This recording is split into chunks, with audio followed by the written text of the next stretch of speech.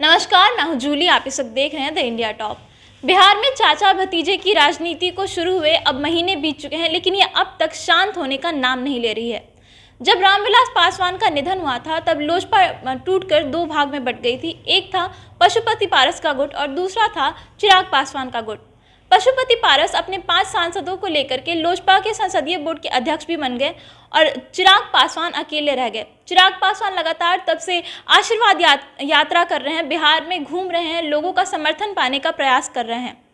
ऐसे में अब बिहार में 2 सीटों पर 30 अक्टूबर को उपचुनाव होने वाले थे। उस पर चिराग पासवान अपना शक्ति प्रदर्शन करने के लिए पूरी तैयारियां कर चुके थे, लेकिन इससे ठीक पहले निर्वाचन आयोग ने उनके चुनाव चिन्ह बंगला छाप पर रोक लगा दी है, उसे फ्रीज कर दिया है। इससे मुश्किलें पशुपति पारस की नहीं बढ़ी है, क्योंकि वो इस वक्त एनडीए के साथ गठबंधन में है। मुश्किलें बढ़ी हैं चिराग पासवान की, क्योंकि इसी चुनाव चिन्ह पर वो अपना चुनाव लड़ने वाले थे। उपचुनाव में वो उतरने वाले थे चुनावी मैदान में, लेकिन अब उससे ठीक पहले निर्वाचन आयोग ने इस चुनाव चिन्ह को फ्रीज कर दिया है। अब कोई भी गुट, चिराग पासवान का गुट या फिर पशुपति पारस का गुट, इस चिन्ह पर चुनाव नहीं लड़ सकेगा। अगर उन्हें चुनाव लड़ना है तो उन्हें अपने नए चिन्ह के साथ ही चुनाव लड़ना होगा। आपको ये बात भी बता दें कि चिराग पासवान इस वक्त जिस आवास में रह रहे हैं, रामविलास पासवान का सरकारी आवास, उसे खाली करने के लिए भी लगातार उन पर दबाव बनाया जा रहा है और इस वजह से चिराग पासवान की मुश्किलें लगातार बढ़ती जा रही हैं।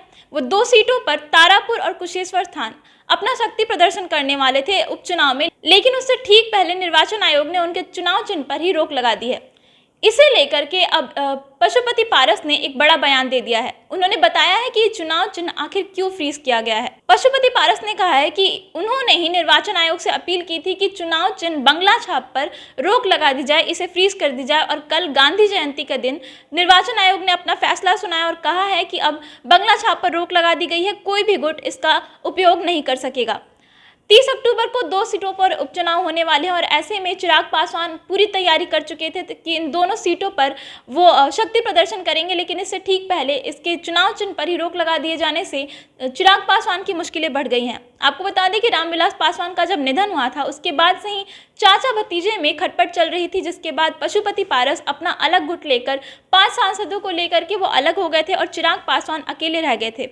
उस वक्त से ही लगातार चिराग पासवान की मुश्किलें बढ़ती जा रही और एक बार फिर से अब निर्वाचन आयोग ने बंगला छाप पर रोक लगा करके उनके गरीबी में आटा गीला कर दिया है। फिलहाल इस वीडियो में इतना ही। इसी तरीके की और भी कई खबरें हैं जो हम आप तक पहुंचा रहे हैं। अगर आप उन खबरों को देखना चाहते हैं तो हमारे चैनल को सब्सक्राइब कर लें। अगर ये वीडियो हमारे फेसबुक पेज पर देख रहे हैं तो पेज को लाइक और फॉलो जरूर कर लें। धन्यवाद।